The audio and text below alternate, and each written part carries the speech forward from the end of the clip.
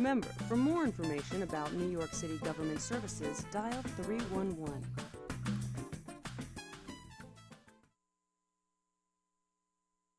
This is New York City Controller Scott Stringer. It's my job to safeguard New York's fiscal health, to root out waste, fraud, and abuse in the city budget, and make sure all agencies work efficiently to serve your needs. The City Controller's Office is working hard to ensure that your tax dollars are being spent on programs that create good-paying jobs and help all New Yorkers climb the economic ladder. As City Controller, one of my most important responsibilities is to manage New York City's 5 pension funds, which are valued at more than $160 billion in assets. Public pensions safeguard retirement security for over 700,000 active and retired civil servants. My goal as controller is to make sure every New Yorker has an equal opportunity to succeed. Achieving economic justice in New York City is not a choice or an option. It's a responsibility. And my team and I look forward to working with you to make that promise a reality.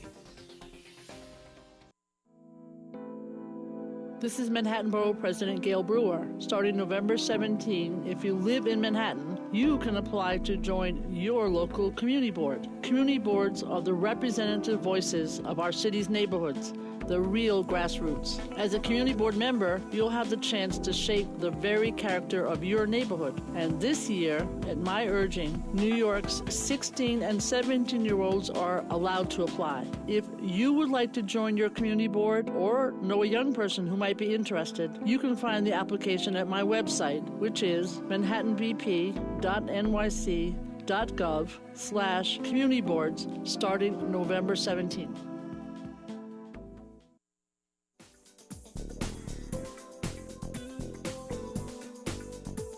Remember, for more information about New York City government services, dial 311 or visit nyc.gov.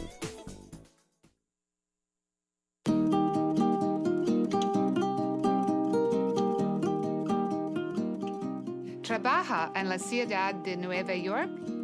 ¿Tienen empleados en la ciudad de Nueva York? Soy Julie Menon, la comisionada del Departamento de Asuntos del Consumidor. Queremos informarles sobre la nueva ley de ausencia laboral debido a enfermedad. Esta ley le exige a la mayoría de los empresarios que les concedan a sus trabajadores permiso laboral por motivos de enfermedad, para cuidar de sí mismos o de algún familiar. Llame al 311 o visite nyc.gov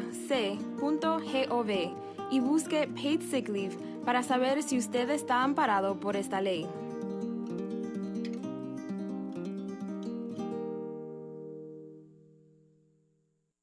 Brooklyn Bridge Park keeps getting better.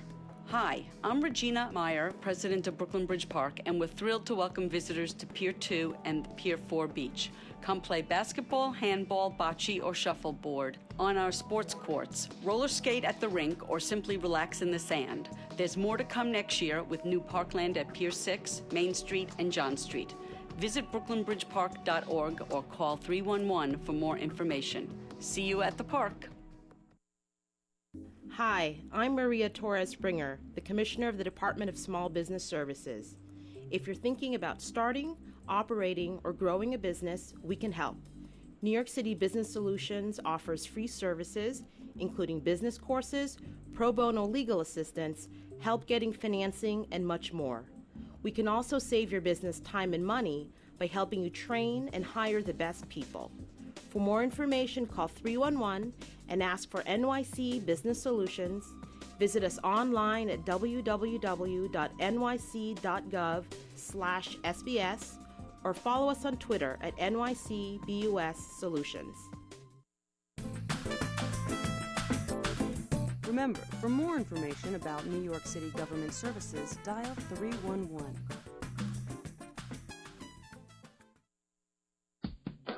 Hi, this is Queensborough President Melinda Katz, and I would like to invite you to come see the world's borough. Our borough has 2.3 million residents and hosts over 130 different languages. Visit one of our cultural institutions, taste foods from across the globe at a local restaurant, take a ride on our subway lines, explore our beaches, or our 16,000 acres of parkland. To learn more, join our mailing list at info@queensbp.org or like us on Facebook at facebook.com/QueensBPCats. The city's Comptroller Bureau of Law and Adjustment settles and adjusts claims filed for and against the city. 30,000 claims are filed every year, and we are working hard every day to process these claims in the fastest way possible. Did you know you can file a claim online? Just visit comptroller.nyc.gov and click on Forms and RFPs. There you can also find helpful information and step-by-step instructions on how to file electronically or manually. If you've received notice that your case has been settled, please allow 90 days from the date the city receives your closing papers for payments to be processed and sent.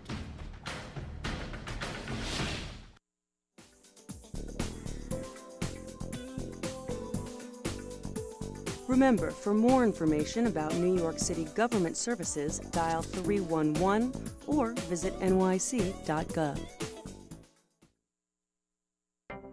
Hi, I'm Bill Chong, Commissioner of the Department of Youth and Community Development. Certain New Yorkers who came to the U.S. as children may receive protection from immigration legal action and become eligible for work authorization under the Deferred Action for Childhood Arrivals, or DACA. DYCD is partnering with community-based organizations to provide free immigrant legal services and adult education classes. For more information, call 311 or visit nyc.gov/DYCD.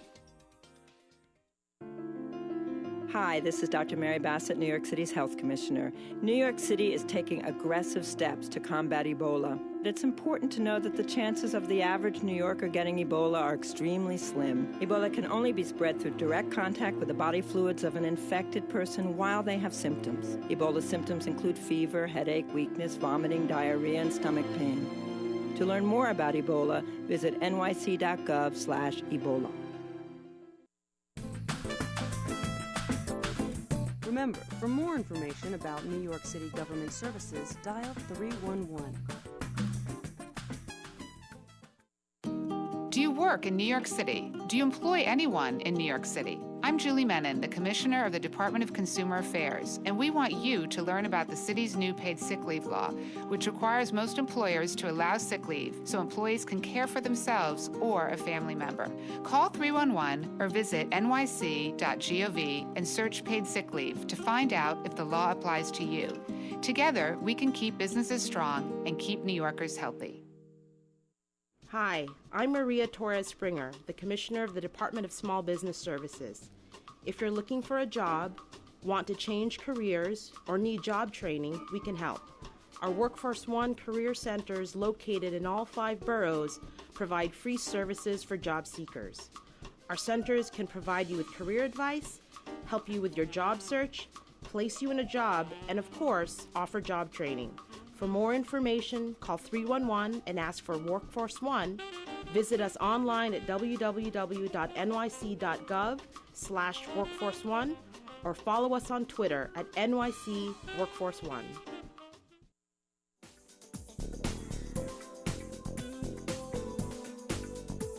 Remember, for more information about New York City government services, dial 311 or visit nyc.gov. Did you know that New York City has a store? Well, it does. It's the City Store, the official store for the City of New York, where you can find everything from gifts and collectibles to municipal publications like the Green Book, and including a diverse collection of books about New York. So come to the City Store, located in the North Plaza of the Municipal Building. For more information, dial 311 or visit www.nyc.gov.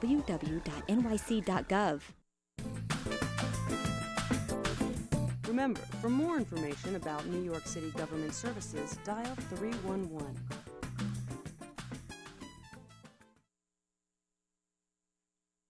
This is New York City Controller Scott Stringer. It's my job to safeguard New York's fiscal health, to root out waste, fraud, and abuse in the city budget, and make sure all agencies work efficiently to serve your needs. The City Controller's Office is working hard to ensure that your tax dollars are being spent on programs that create good-paying jobs and help all New Yorkers climb the economic ladder. As City Controller, one of my most important responsibilities is to manage New York City's 5 pension funds, which are valued at more than $160 billion in assets. Public pensions safeguard retirement security for over 700,000 active and retired civil servants. My goal as controller is to make sure every New Yorker has an equal opportunity to succeed. Achieving economic justice in New York City is not a choice or an option. It's a responsibility. And my team and I look forward to working with you to make that promise a reality. This is Manhattan Borough President Gail Brewer. Starting November 17, if you live in Manhattan, you can apply to join your local community board. Community boards are the representative voices of our city's neighborhoods, the real grassroots. As a community board member, you'll have the chance.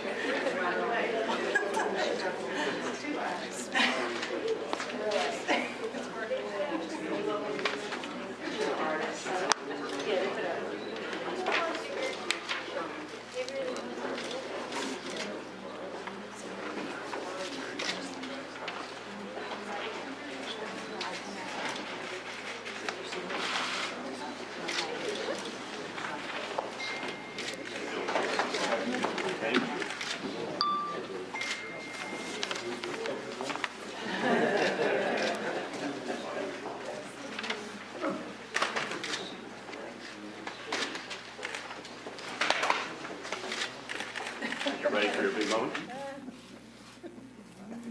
Okay. We're here at 45-55 North Elliott to talk about affordable housing because this is a place that epitomizes the work we've been doing and the work we're going to do over these next years to help hardworking New Yorkers have an affordable place to live.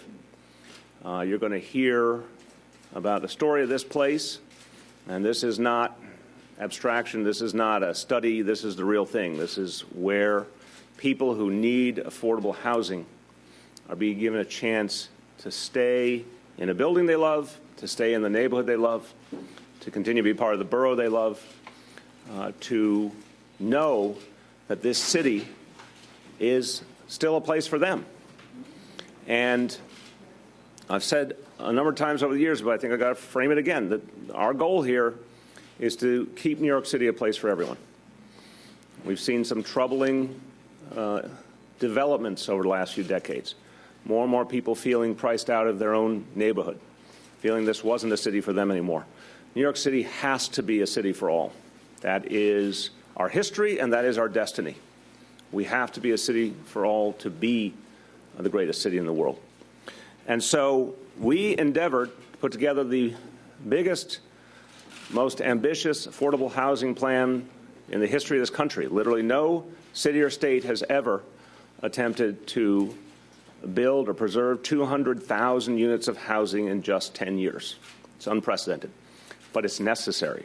And we believed from the beginning, if we put our minds and our hearts and our souls and our resources to it, if we were single-minded, we could achieve this goal. So let's start with some good news. The goal, 200,000 units over 10 years. We always knew the first year would be the hardest. We didn't even announce the plan until May. We were putting all the personnel in place. We were revving up the engine. We said if we could get to 16,000 units by December 31st that were in the pipeline, that had been financed, we're starting to move, at least had the financing in place by December 31st, 2014, that would have put us on pace to meet our overall goal, 16,000 units, and we would know we were on track. I am very pleased to report to you that we have reached 17,300 units that have now been started, that have been financed and are moving forward. So this team standing around me today from my administration was given a very ambitious goal, and they surpassed that goal by a lot. 1,300 more units than they were planned to hit. That means 1,300 more families who will have affordable housing in the near term. I want to put that in human perspective. Those 17,300 units will be enough for at least 42,000 New Yorkers. 42,000 more people who will get affordable housing. It is an extraordinary start on an extraordinary program, and it gives us great confidence about our ability to keep hitting the numbers year in and year out. The folks who deserve so much credit, I want to acknowledge, of course, our Deputy Mayor, Alicia Glenn, who has led this effort with extraordinary skill and energy. I want to acknowledge the President of the Housing Development Corporation, Gary Rodney, who's been a key player in making sure that these complicated financings happened and happened on time. I want to thank Gary for his leadership and focus, making it happen every day. You're going to hear from our Housing Commissioner, Vicki Bean, in a few minutes, who is charged with her team to do all the nuts and bolts of making these complicated deals come together and finding the right locations, working with communities. This team has done an exceptional job, and they're just getting started. I want to acknowledge some of the elected officials who are here with us. Assemblymember Joe Lenthal, we're in your district, Joe, I understand, and he is the dean of our Assembly delegation from the city. Walter Mosley of the Assembly, thank you as well for being here. Lori Kumbo, we're in your district, and you look fabulous today. Not an unusual state of affairs. Your level of sparkle is really taking attention away from the topic at hand. And obviously some other key elected officials around me, you're going to hear from them in just a moment. What's happening here on North Elliott is exciting, because it's the real thing. It's real people being helped. The deal that was put together for this building will keep these units affordable for 159 families. 159 families for the next 30 years. These families will have the confidence in knowing they can afford to be in their neighborhood. And as part of this plan, this building will get a real upgrade that is needed for a long time. We'll get repairs that's needed. Although this building is a co-op, It may not be the kind of co-op you read about sometime in the real estate section. This is a co-op that was put together by working people, hardworking people who didn't have a lot of resources. And they struggled, but they wanted the kind of housing that they and their families could be a part of for the long term. Here in this building, many households have modest incomes. A lot of families make, in fact, most families make under $60,000 a year. Many make only $30,000 to $40,000 a year for family income.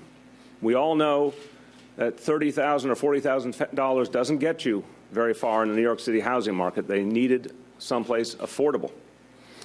Many of the residents came into this building at a time when Fort Greene, like so many neighborhoods in Brooklyn, had not had a lot of the investment it's received in recent years when things were more affordable.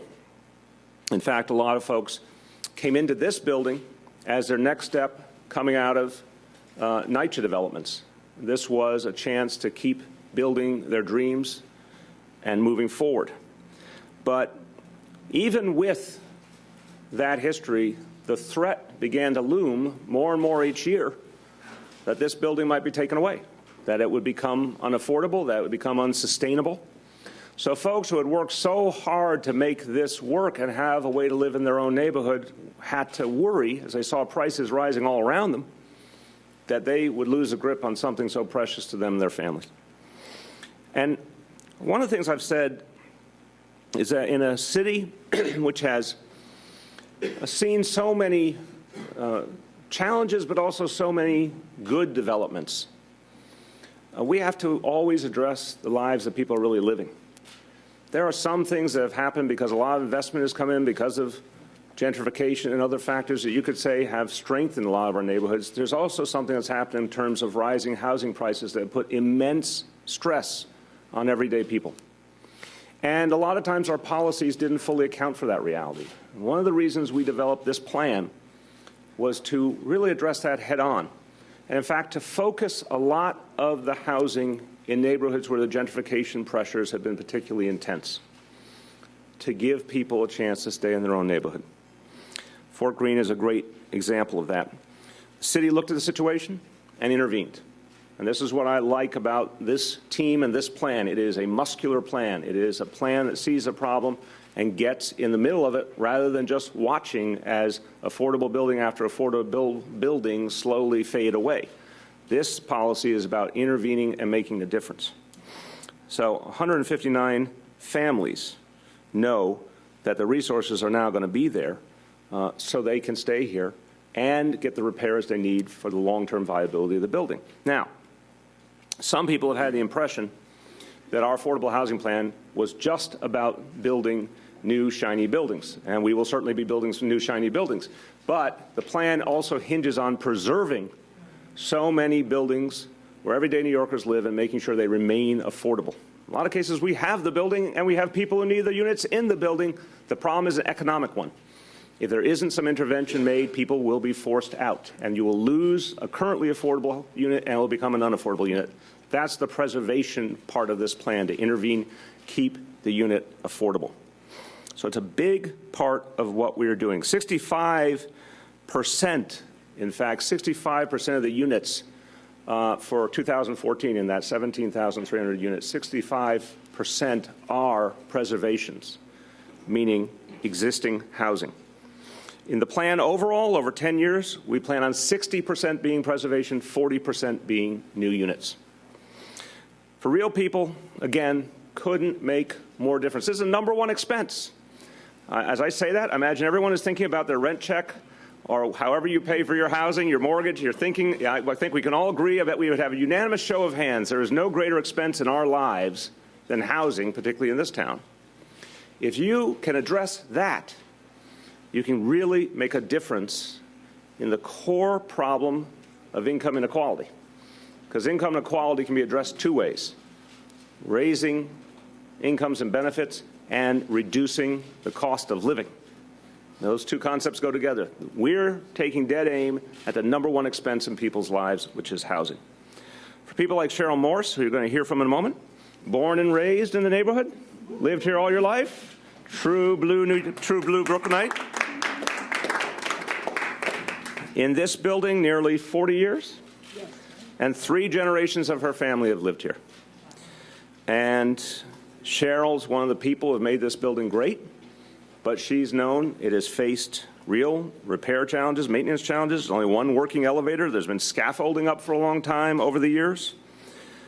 So the co-op was at a point where they were running out of options, and they needed resources, and they needed them in a way they could actually afford to handle. The city is investing $3 million for the repairs in this building, because by investing that $3 million, 159 families know for 30 years they will be secure. That's a great way to use $3 million for the betterment of this city. Now, we understand that this is one example of a situation we're experiencing all over the city. That is why we feel an urgency. It's why the plan is so ambitious. Many people said to me, why didn't you come up with an easier plan? Because that 200,000 units is desperately needed, and we need to keep finding ways to create market rate units as well. There's a desperate need for housing in the city. So we went to the largest plan we could possibly sustain. And it means every time you build one more unit or preserve one more unit, one more family is secure, one more family is stable, one more family can realize their dreams and all the other things then that matter in life, getting education for their children, getting a good job, taking care of the seniors in their family. It all hinges on housing. We don't want a situation where people feel that the forces around them overwhelm them and there's no one fighting for them or no one compensating by coming up with a plan that protects everyday people. That's why we created this plan. And I think it's fair to say people like Cheryl have given their lives to their neighborhood, helping to make the neighborhood a better place. They are the backbone of this city. If you believe New York City is a great place, if you believe New York City is great because it's a city of neighborhood, then look at Cheryl and so many other people who have made neighborhoods great. We owe a debt as a city to the people who have made our neighborhoods great, and we need to make sure they can stay in the neighborhoods they love. A note in Spanish. Hoy anunciamos la creación de más unidades de viviendas asequibles en Fort Greene, Brooklyn. That's the same in Spanish, did you know, sir? Con esto, llegamos a un total de más de 17,000 unidades de vivienda asequible creadas en el último año. Esto es parte de nuestro plan de crear 200,000 unidades de vivienda asequible para neoyorquinos en los 5 condados. With that, gracias. With that, a woman who has to actually make those 200,000 units happen, and she's doing a great job leading the troops, our housing commissioner, Vicki Bean. Thank you, Mr. Mayor, for that very generous introduction and for all his leadership. I'm really honored to be here today with our financing partner, President Gary Rodney from HDC, to celebrate really not only the preservation of this historic low-income cooperative, but to celebrate the more than 17,300 units. And because we sweat over every single unit, I'm going to give the full number, which is 17,376 units.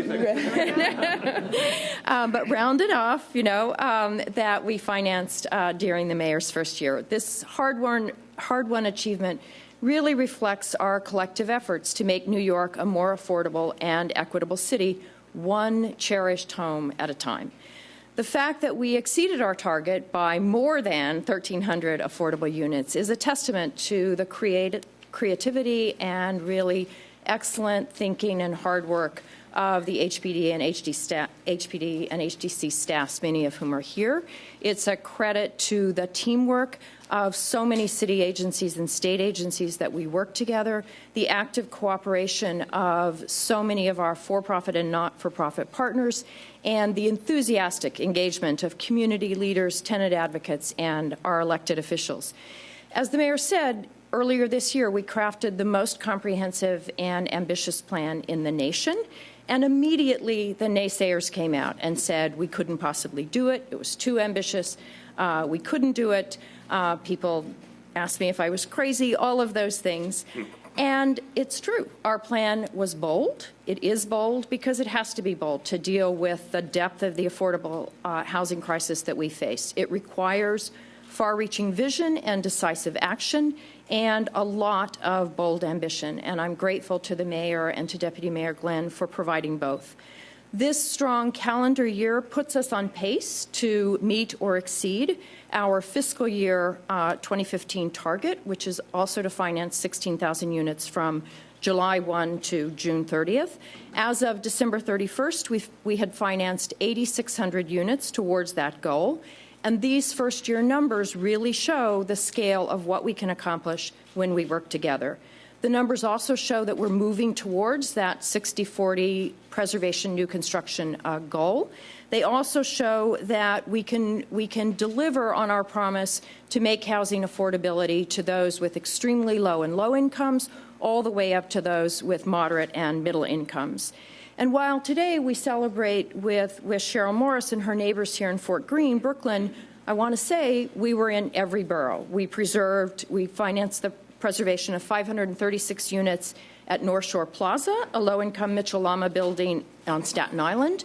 We preserved 676 units in 17 buildings in Morrisania in the Bronx. We broke ground on a new 60-unit supportive housing development in Harlem. We broke ground on 53 units of senior housing, or we financed 53 senior units in Queens. So we're in every borough making sure that we're delivering housing to New Yorkers in all 5 boroughs. Our success would not have been possible without the leadership and vision of the mayor and deputy mayor.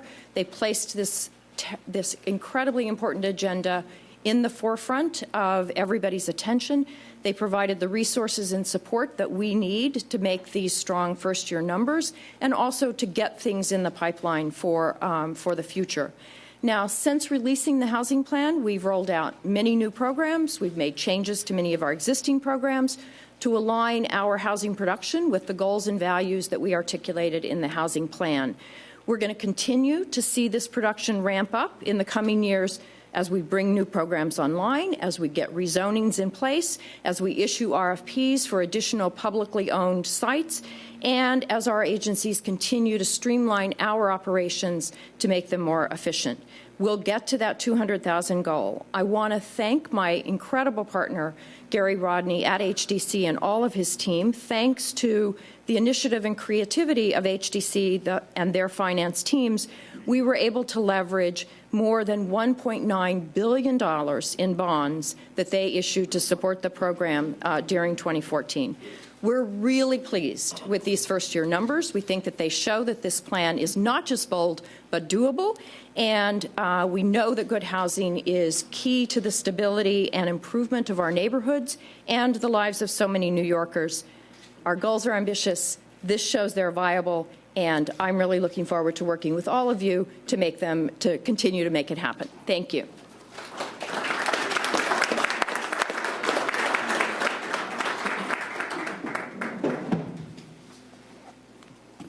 We will get additional facts to you. Gary and I were discussing how New York City fared in national comparison in terms of how much had been financed. And it's a pretty extraordinary story, but we'll get all the facts because I think New York City set a little bit of a record here in terms of what was financed, and I commend you all.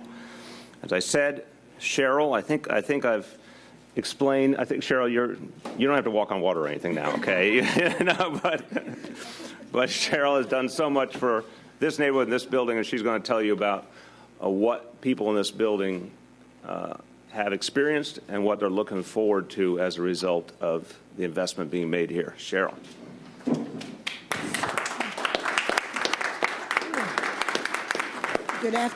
Good afternoon. A little nervous, but I'll get through this.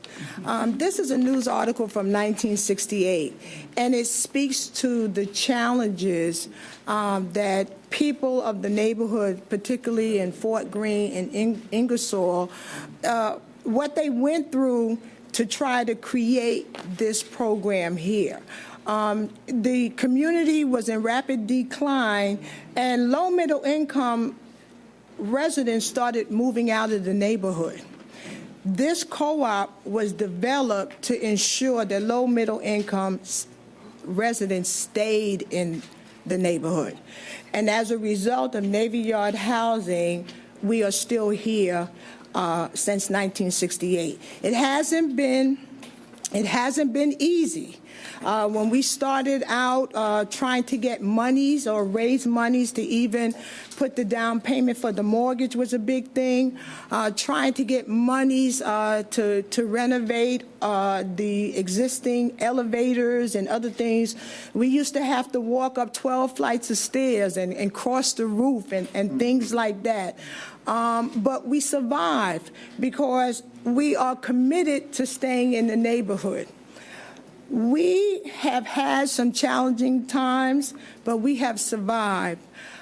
We have gone through periods of times when, because of lack of funds, the building wasn't in the best of shape, but the commitment of the shareholders pulled them together. We went in our pockets. We raised funds from right in this development to be able to buy paint, to be able to buy plaster. We used the skills and we used the resources of the people who lived in the building to enhance the building. And as a result of that, because we used to be under HUD, as a result of that, we were able to pass inspections. It was close, but we were able to do that. We are a family here at Navy Yard. Like was mentioned, I'm the third generation that lives in the building. There are 4 generations that live in the building. So we have a commitment not just to own a co-op, but to invest and stay where we live, and in my case, where I was born. I was born right there in Cumberland Hospital. You know, I would like my board members, those that are here, to stand. We have Mr. Rasul Murray, we have Charlene Reed, we have Robin Woodard, and we have Ms. Verna King. I mean, thank you.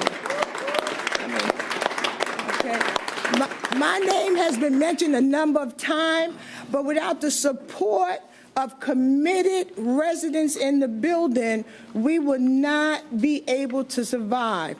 We are surviving now, but as a result of this program, we are looking to the future to not just survive, to live. The surrounding areas, I mean, right next door, there are co-ops now for $300,000. And they have the same structure that we have in our apartments. You know, we have taken home ownership to a multi-dwelling. And we plan to stay here. But without programs, you know, out of the mayor's office, from HPD, and I cannot forget, even though this program is new, Ms. Letitia James, who have helped us in the past with other funding, without having the support of our legislators and of government and of agencies, we would not be here. We plan on being here. We're going to continue because it has to be a partnership of not just bricks, but it has to be bricks, people, and a little bit of money in order to make things work. And I cannot forget my managing company, Prestige Management Company. I mean, we've had management companies that really did not care about us, to the point that we had to take over the management ourselves because they were driving us into a hole. But this company has come in here with very little money, to take us on as a project. And they've managed to pull us out of some financial constraints. And we're doing well. We're looking to continue to strive. We're looking to have my granddaughter, hopefully she'll have her daughter or her child living here. We're looking to stay in the community. And we'll probably be looking for some support from somebody else to fix our front yard. But again, this is a face, that's a face, that's a face, that's a face of people who programs like this are really touching. You know, you can hear all the numbers and all that sound good, but we're here to let you know that it has an impact on lives of people and people who care about the community and where they live. Thank you. Well done. Well done.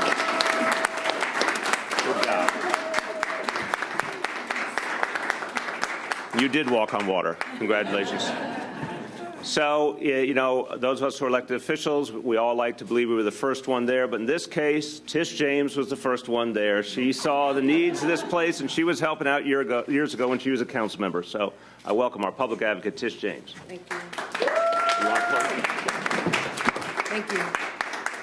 First, I want to thank Cheryl and the board and Prestige Management for not only helping this building, but other moderate income buildings all throughout Fort Greene and Clinton Hill and Prospect Heights and Crown Heights, and really being sensitive to the needs of the residents in this particular building. This is more than just a co-op. This is a community that has stood with me to embrace Vision Zero. This was the first building where we had a town hall meeting about bike share and bike lanes, where they embraced that, recognizing the change. A community that has stood with me to make sure that Cumberland Diagnostic remains open. A community that has stood with me to finance the oldest park, which is right across the street in the borough of Brooklyn, Commodore Barry Park. Mr. Mayor, we need more money for lights so my kids can play football in the evening. A community that has stood with me as we look forward to the opening of a supermarket in the Navy Yard. A community that really has stood together despite all of the changes in the neighborhood, but it recognizes that this is a wonderful, wonderful community. And though it is commonly referred to as Fort Greene, the correct name of the community is called Wallabout. And this is Navy houses, but we often refer to this building as Eagle houses. Why? Because when you walk out, you will see the eagles that are part of the facade of this building. This is, and also Cheryl happens to be the president of a wonderful organization. She's the president of the Black Cowboys. She has a horse. I told her she cannot park it outside, but by the conduit. And so home ownership is really part of the American dream. And as we celebrate Dr. King's Day, it's really a commitment to making sure that we celebrate the American dream, that we have a piece of the rock, that we have equity that we can transfer. That's what's so critically important. And as we go forward, it's really critically important that we keep our eye on families who really just want to be part of that American dream and to own. And so I want to thank Mayor de Blasio and the administration for their preservation of over 17,000 affordable housing units throughout 2014. Whenever there's an affordable housing development in this district, we get thousands of applications. In fact, there's a town hall meeting a few blocks from here this evening, because this neighborhood, really, the crisis of affordable housing is real. It's ground zero. And so today at Navy houses, at Navy Yard houses, at the Eagle houses, a former military housing site, is home to 158 hard-working men and women who are strong and proud families. This is thanks to an ambitious $3 million administrative investment that completely rehabilitated this housing. I can recall being in this building when the roof leaked. I can be recalled in being in this building when we had pipes breaking. I can recall having to wear our coats when we had meetings in this community center when it did not look like this. And I just, again, was thankful as a council member to offer some capital funds. And I know that the new council member Lori Cumbo, will follow in that lead and will continue to provide capital funds to this great development. This is just one example of the housing units that are being created for everyday New Yorkers, with housing preservation and development exceeding original projections. And never has affordable housing been more needed. A recent city report found that between 2010 and 2012, median apartment rents in the city rose by 75%, compared to 44% nationwide. 75% in a community and in a city where a significant number of residents are having a difficult time surviving. Low and moderate income New Yorkers spend an exorbitant amount on housing costs alone. And sometimes they have to work 2 and 3 jobs just to make ends meet, which is why it's an honor and a privilege to be with the de Blasio administration, who recognizes and understanding that the crisis in affordable housing is real and that has a team that's willing and able to meet the need. And today we begin to turn the tide and offer greater stability to working families. I again commend the administration. I look forward to working with HPD to promote affordable housing throughout the city of New York. And I look forward to coming back to Eagle Houses, and I invite all of you because they have wonderful barbecues here in the summertime. So again, thanks to the de Blasio administration, thanks to his team, and thank you to all that we have done in this city. Thank you. I'd like to attend one of your barbecues because it'll make up for the fact that my wallet is now lighter because I ran into Tish James, and every time I run into Tish James, I feel my civic wallet getting lighter because she has another thing I should be funding. The borough president has been very committed on the issue of affordable housing. He did something which we always say to elected officials, the best thing you can do to support these ideas, find us locations that we can have an impact in, either in terms of preservation or developing new housing. And President Eric Adams has been extraordinarily focused in helping the city find the next places that we can create affordability in. Our borough president, Eric Adams. Thank you, Mr. Mayor.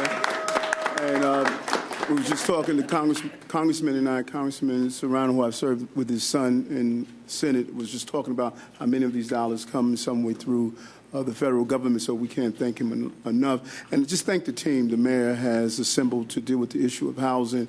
We did a housing report in Borough Hall that we want to ensure that we are partners with the mayor on this initiative. The number one issue that I'm sure Councilwoman Cumbo and the Public Advocate would tell you is housing. We hear it all the time. And this is a beautiful example of the completeness of how we go about accomplishing this task. These buildings were built to house Navy members and sailors and their families, and now it is making the way for people who thought affordability was going to sail by them. They have a home and they have a belief that this is part of their experience. And I think this announcement is so important because people want to redefine the conversation about affordable housing, meaning it is new brick and mortar. No, it is not.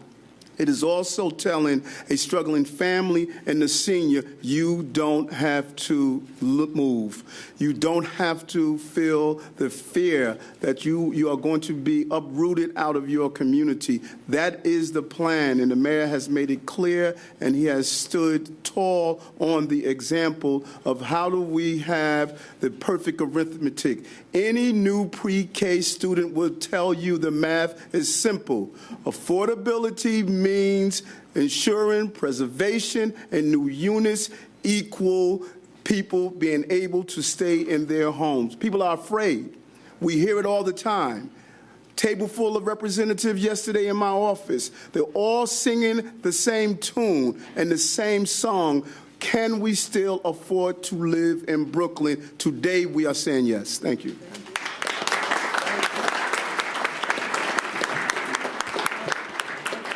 I want to thank the borough president for noting that, yes, housing finance is part of our pre-K curriculum.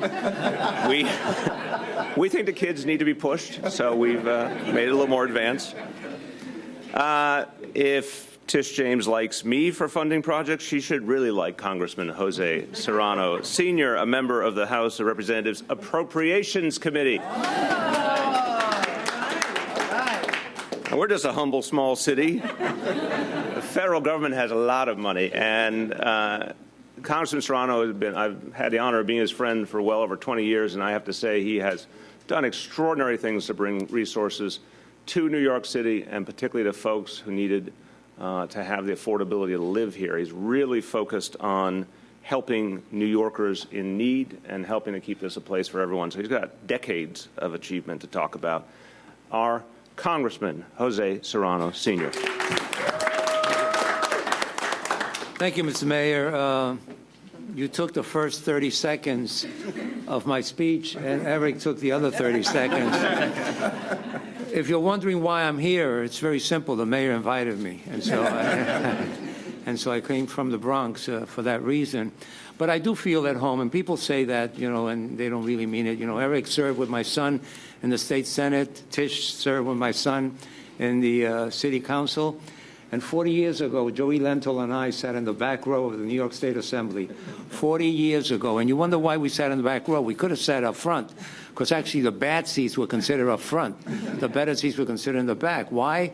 because during those Tuesday night sessions that went until 3 o'clock in the morning, you could eat M&Ms and no one would see you doing it. But I'll tell you very quickly a Joey Lentil story, and I hope it doesn't ruin his career. Then back to the topic. Yeah. Tell you, then back to the topic, but I hope it doesn't ruin his career.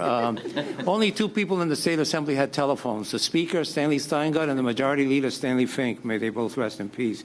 But Joey unhooked the telephone and put it inside his desk, and every so often he would pull it up and go. Everybody would say, how did he get a telephone at his desk, you know? Entrepreneurs. But Mr. Mayor, this is a glorious day because what you've done in your first year on many issues, but especially the issue of affordable housing, is really a testament to your vision and to what you promised during the campaign, and you've kept your word. Your administration is one of the few that has gone out immediately to say we must keep New Yorkers here and we must make it affordable for New Yorkers to stay here. And your administration understands that not everyone, and I'm not knocking it, I wish I could do it, not everyone can live on Fifth Avenue or Park Avenue. So some people have to live on 138th Street and Brook Avenue, and some have to live in Fort Greene and other places. And so your administration recognizes that and goes after those dollars. And also your administration, I must say, and you just said it, is probably the first one that admits that for every dollar spent in the city, there's a couple of pennies that come from Washington. And we will continue committed to that. So I want to congratulate you on what you've done this first year. I want to congratulate you on what you continue to do for the community. And I want to commit myself as the only New Yorker on the Appropriations Committee to continue to fight cuts and to try to bring as many more dollars to New York City as possible so that you can continue to do your work. Señor Alcalde, quiero darle las gracias en el día de hoy por una celebración tan buena como esta. Su primer año ha sido excelente. Su primer año ha sido a favor del pobre, del necesitado, pero especialmente en el área de vivienda. Y yo me comprometo con usted para seguir esa labor de crear vivienda para aquellos que la necesitan y que se puedan quedar en esta ciudad pagando el alquiler que ellos pueden pagar y no lo que otras personas quisieran que ellos pudieran pagar. Así que muchas gracias y los felicito.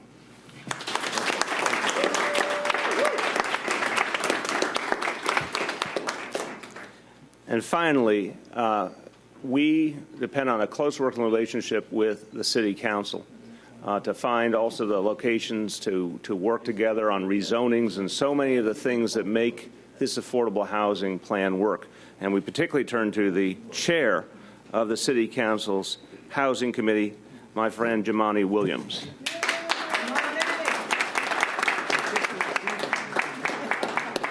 I want to thank the mayor for inviting me, and thank you for my colleague Laurie Cumbo, who gave me a pass to be here for a couple of moments. It's for the whole day? For the whole day. All right. Thank you very much. And thank 2 or 3. I am actually very excited to be here. Obviously, we have been hyper-focused on one particular issue for quite some time. And so I'm happy to be here to bring it back to reality that there are many issues we need to be talking about. And actually, they are all connected. And if we only focus on one, we're going to miss the boat. And it was mentioned before, I get 2 things asked about the most. The second one is jobs. People ask me about getting jobs. The first one is housing. People are asking where can they live. And all of these things are connected. And unfortunately, the 2 things that I ask the most are the hardest things to get for people, which is very frustrating as an elected official, not being able to respond the way you want to your constituency that are asking you. I'm excited about the framework that was set out by the mayor's ambitious plan, and I'm happy about what we did this year for 2 reasons. One, they were income targeted. I think we really tried to make sure that all income levels had access to affordable housing. The question is always affordable to whom? And the second one is it focused on preservation primarily as the factor we're using to drive this conversation, because we'll never be able to build ourselves outside of the problem. So we have to build new construction, but we have to preserve the affordable units that we already have so we don't continue to destabilize the units that are there. So my job in the City Council, in our partnership out here, I believe will be to continue to push the Commissioner, Deputy Mayor, and the Mayor to go deeper into those income income bands that are toughest to get to. And of course, even today, I think we can and always try to get to a little further down in the income bands, but we should continue to celebrate along the way, even if we don't agree 100%. And I'm here today because I think we are making a great step into dealing with this affordable housing crisis, and hopefully we can continue a great partnership and even dig deeper to the people who need it the most. Thank you very much.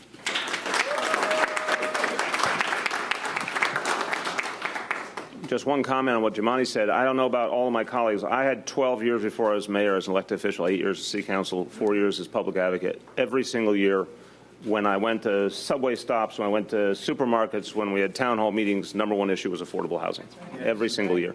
So I think there is a tremendous groundswell in this city for this kind of plan and a lot of support to see it work. We're going to do questions on this announcement, and then we will do off topic. On topic first, yes. Yes, looking at the income bands, there are only 4%, I believe, for extremely low income. I wonder if you do have a plan to increase your low income affordable housing production. Yes, we absolutely do. We committed in the housing plan that we would try to get to 12% for that extremely low income and very low income band. We're making progress. It's going to take a while because, as you know, those are the hardest and they require the most resources. We just issued several new term sheet programs, which we affectionately describe as ELLA, the Extremely Low Income and Very Low Income Program, and also a program called SARA. Sorry, we're in that right for our very low income seniors. But we are rolling out those programs, and we expect to make a lot more progress towards those extremely low income units. It will be. The other point in that is this is 200,000 units, again enough to house 500,000 people over 10 years. This is a jigsaw puzzle, and I've really watched these professionals do their work. It's extraordinary. They find a building that might be supported for the long term like this one. They find a place where a new building can be built. They find a place where rezoning can be done. It's this constant, literally putting the pieces together, putting the financing together, putting the neighborhood support together, working with the elected officials. And whatever is there at any given moment, you make the play with what you got. Sometimes, as we had in the Bronx with a senior development I was at the groundbreaking for with Cardinal Dolan, that's all low-income seniors, every single unit. Other times, there going to be a mix of incomes, and some on the higher scale, some on the lower scale. It's all going to depend on the individual building. As you heard here, a lot of people make $30,000 or $40,000, which is certainly income level where people are struggling to stay in New York City. So it's going to be mix and match all the way through, but we're going to hit those overall targets. Yes. So you touched on this a little bit, but the fact that these are preserved, like, what's the difference between preserving a house and just sort of like helping it out? Like, does it have to be about to close and then you consider it? You know what I mean? Like, I'll start and I'll pass to Vicki. It literally is contractual, meaning let's say you provided a grant to fix the elevator or something. That does not guarantee a long-term outcome. This is, we're providing financing, and there's a contractual deal. It's a legally binding deal that it will remain affordable over a 30-year time frame. So, but we also define, preservation in terms of putting the unit under a regulatory agreement, which requires it to check in with us. We do asset management to make sure that the building is being maintained well, to ensure that it's on strong financial ground. So it's a combination of the regulatory agreement, the affordability restrictions, and the fact that we're keeping an eye on making sure that the building is in long-term health. And do you choose buildings that are in danger of being sold just to the open market and then they're going to be lost? That's one piece of our preservation, but we have a wide variety of strategies and really try to reach different building types. That is but one yes, example. Yes, sure. Absolutely. Yeah, because I think it's a good question, because I think what happens is you can build, but again, in New York City, of course, there's space restrictions. There's only so many available plots of land, and it takes time to build and all. When you preserve something that already exists, it's very fast. If you think about it in the scheme of things, you have a fast, immediate impact.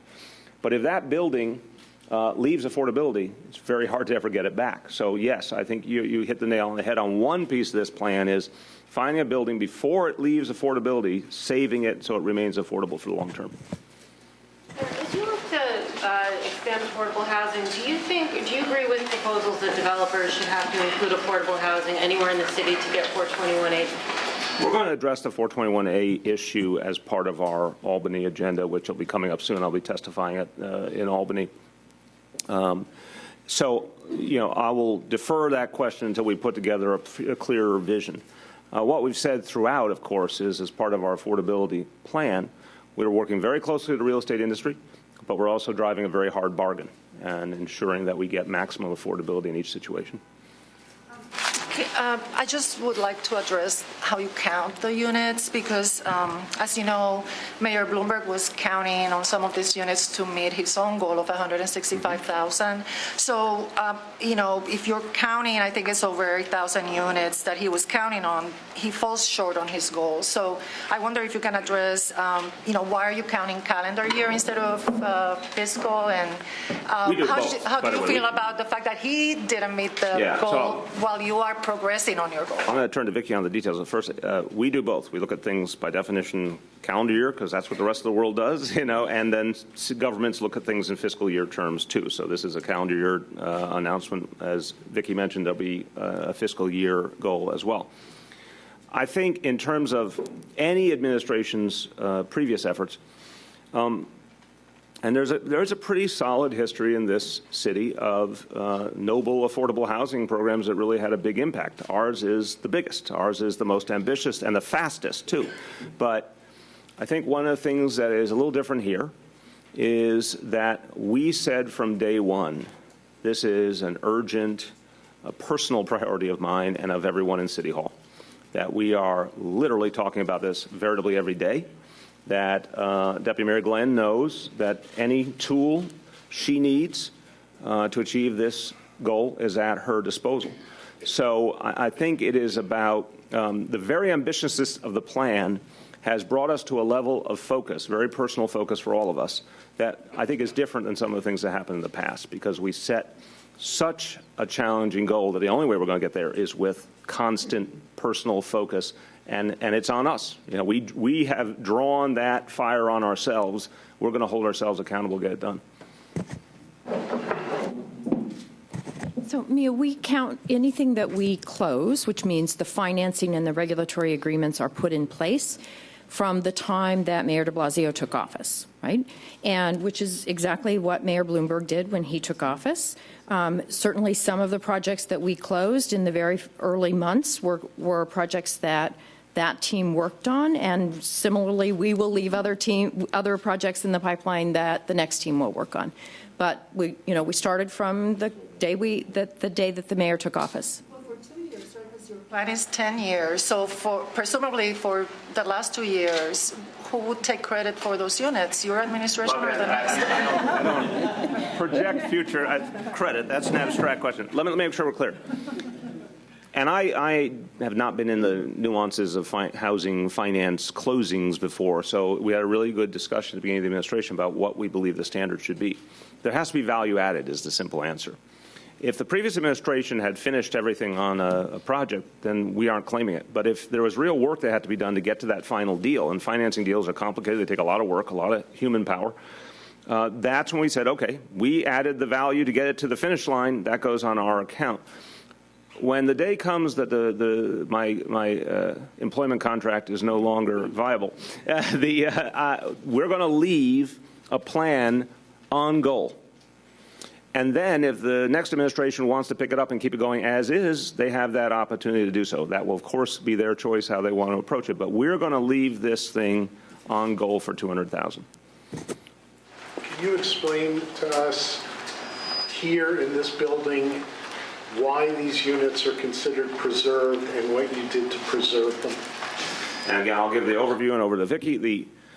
A building, again, that had experienced real financial challenges and physical structural challenges, and that's a bad combination. That would have meant at a certain point it would have been no longer financially viable. There would have been certainly a temptation to sell it privately. And we wanted to keep this affordable, and so we have come in with the financing to make the repairs, to keep it affordable for the long term, and again, to do it in a way that is contractually binding. So we come on. Okay, sorry. Always trying to give you your lift always here. Trying to give me height.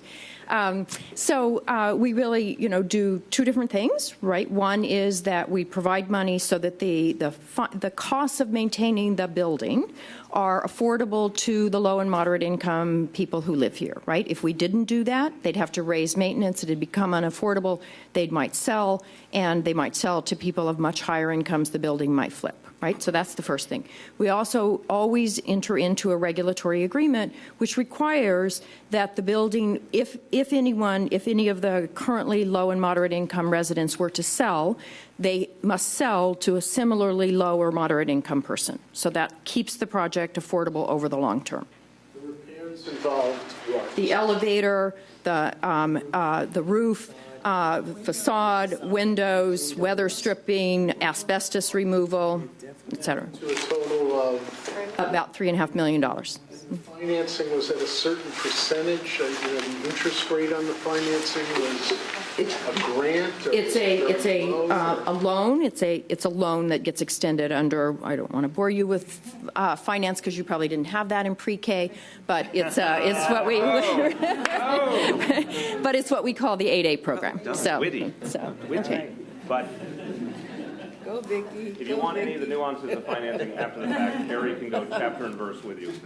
It's a low interest loan. Just to be clear on the timeline, when you preserve a unit, are they always inevitably a 30-year preservation, or are there some shorter ones that you? 30 is very typical, but Gary, you're the expert. 30 is often the case, but there's different permutations. That's okay. Exactly what the mayor said is exactly correct. It's done case by case. In some cases, we actually do go beyond 30 years. Some cases permanent. Sometimes it's tied to our tax abatement. It varies on each deal and what we're trying to do and what the particulars are. Is it ever less than 10 years? No. Well, I don't believe there's any Yeah, in any let's case. go with any of ours, of the 17. Minimum 30. Plus. Minimum 30. In some cases, we've gone out longer. And I think the other point is everything costs money. As someone once said, it's not about the money, it's about the money. Everything costs money. And so, the longer you go and the more you add to the deal, the more it costs. But 30 years is obviously, a whole generation. And we think it's a good standard, and we can add to it. We always do. On topic going once, please. If you had, let's say, the 17,000 plus and then the 16,000 next year, you still need to get 16,000 was by the end of the fiscal year, just for the fiscal year itself. Is your goal 20,000 a year? Is that what you're ramping up to? Yeah, we're ramping up to produce 200,000 over a 10-year period, which will get us up to 20, 21, et cetera. And the income bands are set at financing, so these income bands are different than. Well, again, hold on. I want to give you some education. The original plan, that is the cover of this beautiful illustration, is the cover of the original plan from May. And I don't know if we brought copies. We have, the website is always available. You can use the interweb to, but in any event, that lays out the 200,000, the time frame, the breakdown by income, the different types, the preservation, the new construction, rezonings, the whole thing. So, but your question, obviously, we have to get to an average of 20,000 units a year. Now, 17,300 plus is very, very strong. In the context of the last 10 years, it's one of the strongest years we've seen, certainly the last decade. We want to keep doing more because we've actually required ourselves to do an even more ambitious level. So I think the average year, by definition, will be about 20,000. Yes? And how much actual money is going into these 17,300 units? Gary. I can't decide if I'm using this. Vicky or Gary? Go ahead, Gary. Well, for the transactions that HTC financed, we had a total of $1.9 billion in bond financing that we had advanced. And then in addition to that, we had subordinate mortgages. That was not on every single transaction. In some cases, some of our preservation deals were able to support it without, and some went with some additional money to that. We can kind of get you details if you'd like, but there was additional money that HPD put in certain transactions that we were not involved in as well. Explain what the 1.9 billion is. 1.9 billion of $1.9 billion of what we call our tax-exempt bond financing. So we leverage that. And that's not city dollars as well. That's actually a very good point, a very important point. Very important point. Not the taxpayers' money. Yes. The exact breakdown of all the different programs, because it is an amalgam of different programs. Last call on topic going once. On topic going twice. Off topic. So there was a report today that came out yesterday about Rikers. Problems there. Many of the people that work there had criminal records. I wanted to see what you thought of the report, what's being done for changes, and also, you know, like, is there anything being done to make sure that people who end up there don't have ties to, some of them have ties to gangs, and they also have criminal records? Sure. There's a lot being done. I think people should go back and give that report another look. I think some of the interpretation of the report missed the fact that in the report is an articulation of the reforms needed that had already begun. Commissioner Pont has a national reputation as a reformer, and he came into a situation where those problems described in the report existed before he got there. And he immediately started putting in the checks and balances to address the problem. So in fact, now the screening process is very different than it was even a year ago because of Commissioner Pont's reforms. And we think it's going to make a big difference. There's absolutely a sensitivity to the possibility that anyone might have a connection to, you know, a gang or any other type of negative activity. And there's a lot more screening being put in place to catch that. But you also know all our law enforcement entities have an internal affairs type capacity to look for any signs that may need to be addressed of any kind of corruption. And certainly DOI does that as well all the time. Dave, first Dave, then. Just two police-related things, which I think maybe Pat mentioned, a lot of police officers are going to be watching closely. But your message to protesters, if we see them later on today, over the weekend, and especially on MLK Day, and then also these vests that the city council. Let's just do one at a time. Just let me. So the first part, I mean, obviously we're coming up on Martin Luther King Day, and Dr. King is, you know, I think the greatest example in the history of our country of how to change society using nonviolent, peaceful, respectful means, but very resolute means nonetheless.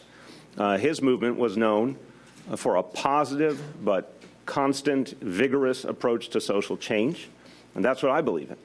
And there was not hatred, there wasn't negativity. It was about a positive vision of where we had to go. And by the way, his movement won the day in so many ways and achieved their goals in so many ways.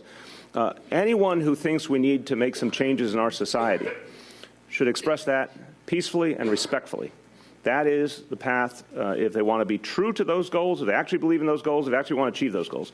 But anyone who uses hate speak, anyone who denigrates our officers, anyone who is negative or threatening to our officers, first of all, it's wrong, it's disgusting, it's unacceptable. But second of all, if they actually believe in what they're saying they want to change, that's not how you change it. And I've said many times, I'm going to say it again. It is up to people who believe in change. If they see people using that language, disassociate from them. If they see people in any way, shape, or form planning violence towards a police officer, that needs to be reported immediately and interrupted. And the people have to literally intervene in any way they can to stop it. We're going to protect peaceful protest. That's part of the American tradition. It's part of what our Constitution demands. But people need to be respectful of the men and women who protect us and actually help to guarantee that our democracy can function. Mayor, in terms of the police unions, your relationship with them, where do you see it standing today? We are very much in sync with the people of this city. Me, my team, we want to move forward. We believe the best path for this city is that we work together, all of us, communities and police, City Hall, and certainly we're working with the police unions. We're reaching out. We've had meetings because we need to move forward. We need to create a safer city for everyone, for community members and police alike. And we have said very readily we have an open door to anyone who wants to have a conversation about ways to make this city safer, ways to support our officers, make our officers safer. We're going to keep doing that. So I think there is clearly a way forward, but I think it's very important that others participate willingly and positively in that process. Just to follow up on that, yesterday the Lieutenants Benevolent Association president sent you a letter saying, asking, could you strengthen strengthen or reinforce the resisting arrest laws for people who resist arrest when police go to arrest them? I thought it was a thoughtful letter that Mr. Turco sent. And obviously, we've been working with him very respectfully on the contract, which will be presented to his members soon. And I want to say I think he's played a productive and constructive role.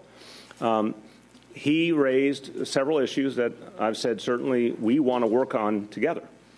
Now, as to whether we need law changes related to resisting arrest, I'm not a lawyer, and that's something we will certainly examine. Certainly we'll talk about with Commissioner Bratton and with the City Council, et cetera. But on the core question of how citizens should handle their relationship with police, it's abundantly clear. If a police officer says you're under arrest, you must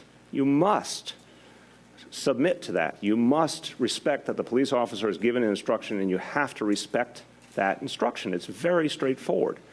And I think people all over the city broadly understand that, and those who don't need to understand that. But we'll look at the substantive content of that letter, and we'll see how we can work together. Okay, Dave, I still owe you another one, but first let me get Jake.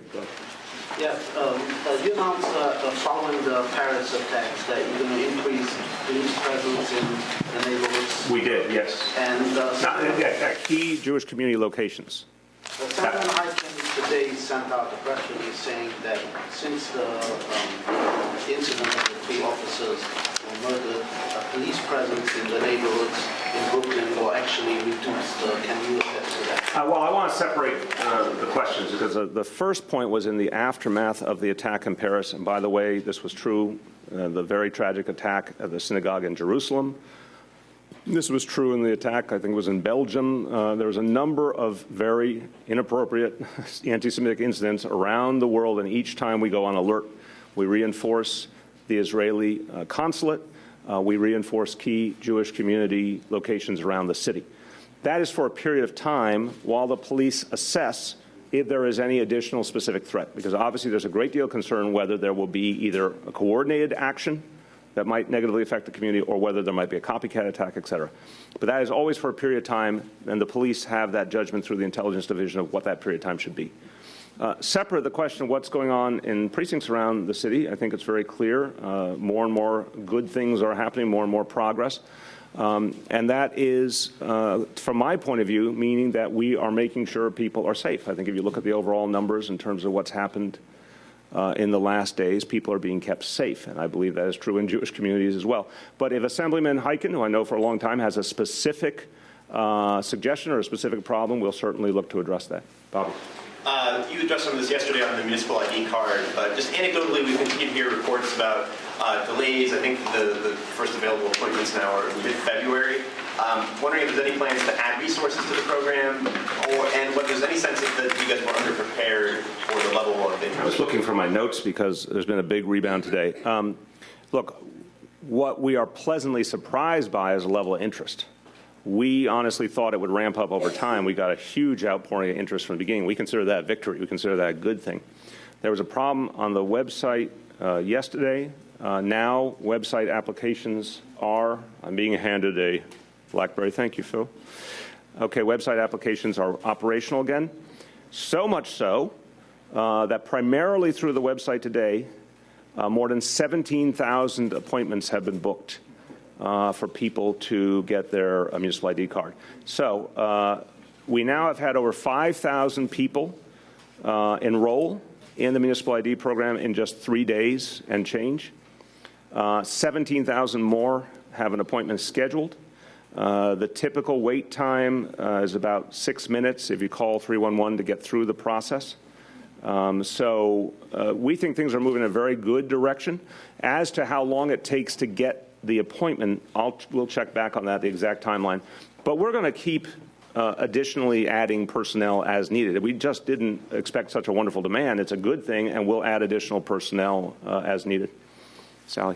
Mayor, what would be your message to members of the PBA who are dissatisfied with their leadership in the upcoming election? Again, my view is it's not my place to talk about the internal dynamics of a labor union. I think a lot of people want us to move forward in this city. I think a lot of police officers want us to move forward. And by the way, over half our police officers live here in this city. So it's not just personal for them in terms of their employment, it's personal for them in terms of their lives and their families as residents of this city. I think what people really are looking for is a chance to move forward in a productive fashion. And that's what I believe they're debating internally, and that's what labor unions do. Go ahead. Yes, Mr. Mayor, just to reference Bill's question on the vests, are you supportive of the Council Speaker's plan? She's calling for $7.3 million to spend. Is there money there? Would you raise money for that? How would you fund that? Yeah, the Speaker informed me that she's going to make that request formally as part of the budget process, and I think it's a very good idea. I support it, and we'll put that right into the budget process for this upcoming year. And I think, it's a good example of the fact that once she and the members of the City Council identified something that needed to be done to additionally support our officers and support officer safety, they were quick to act on it. Would that be something you would do every year necessarily? Meaning? Renew that or renew We want to obviously make sure the resources are there so that our officers have the best protective capacity. So, this is an investment we would make in this budget and then continue to add as needed to ensure people are safe. Sorry, the host city, the 2016 Democratic Convention is expected to be announced in the next couple of weeks. Yeah. You have said a few times now that you don't believe that the protests that we've seen in the last 6 weeks or so and the resulting tension with the police should impact a bit. It's a two-part question on that, though. Have you or your staff received concerns from members of the DNC about those issues? And whether that's happened already or would happen, what would you say to them to reassure them? Every conversation I've had with the DNC has been about very practical issues of what kind of resources will be available, which I think in many ways is the first question on their mind, logistics, all the things necessary to put on a convention. The host committee, that's quite colorful. The host committee, this is an extraordinary story. The host committee for the Democratic National Convention that was formulated by this city now has 116 members, all of them people who have a lot of capacity and can help bring together a lot of resources. We have $16 million in commitments. We have $6 million in the bank already. That is far beyond what any other city has. So, and I think also, by the way, when the DNC is making its evaluation, they're looking at one of the newest and best arenas in the whole country. They're looking at, in my case, a mayor who will be there throughout this process, which is not true in at least one of the other locations. They're looking at the finest police force in the country and a large police force that can handle big events. So I think that's what's on their mind right now, and I think that's why we'll prevail. A few weeks ago, you said the media is being divisive by bringing up some of the things that the protesters had been saying, and now you yourself are highlighting what you call sick things the protesters are saying. I just want to know, have your thoughts on the protest movement evolved at all in these past What I was trying to say then, and I believe now, is that the vast majority of people who have been protesting have been peaceful and respectful. The vast majority of people protesting are asking for changes and reforms in the relationship between police and community. We are working every day as this administration for changes and reforms in the relationship between police and community, and we laid it out less than 2 weeks ago, a huge decrease in stops, and I think we've weeded out the unnecessary stops. We're now at about 47,000 compared to over 700,000 just 3 years ago. We have seen the stops that are being made a much higher quality in terms of policing, more likelihood that they actually lead to a charge or arrest. We have seen a great decrease in marijuana arrests. Systematically, we are addressing the concerns that community members have had, and we're going to continue to do that with the retraining of the police force, with body cameras, with a host of other measures. This is what people want to see happen in the city, and I think a lot of what people are saying who are protesting respectfully and positively is they want to see that continue. There is a small group that has been disrespectful, that has been disruptive on purpose, that don't want to see things work, that actually would like to see all of our efforts fail, and their politics is a more destructive politics. That's a small subset of the protesters. And what they've said in many cases have been vile and provocative on purpose because that's their goal. But I don't like when that small group is used to paint what is tens of thousands of people who actually have comported themselves properly. And if you want evidence, talk to the leadership of the NYPD who has handled these demonstrations and is the first to say the vast majority of the participants have been peaceful and appropriate. Are there actual groups that you have in mind, specific people or groups doing that? I think some of the folks who are going to be protesting today have been, unfortunately, have been associated with some of those very inappropriate actions and statements. Yeah, as public advocate, you were big on kind of FOIL and transparency reform. Just wanted to ask you about the NYPD, which continues to be one of the few agencies, I think, in the universe to only take requests by snail mail. And I'm wondering if it wouldn't be within your power just to snap your fingers and make them accept requests by email like every other agency, and whether you would be willing to do that. We're working on an ongoing basis trying to improve the FOIL process across the city government, and there'll be additional announcements about that coming up.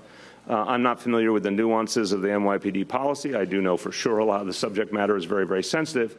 But we'll certainly continue to talk to them about the best way to approach it. But this is something we'll be working on an ongoing basis. Thank you, guys. Thanks, everyone.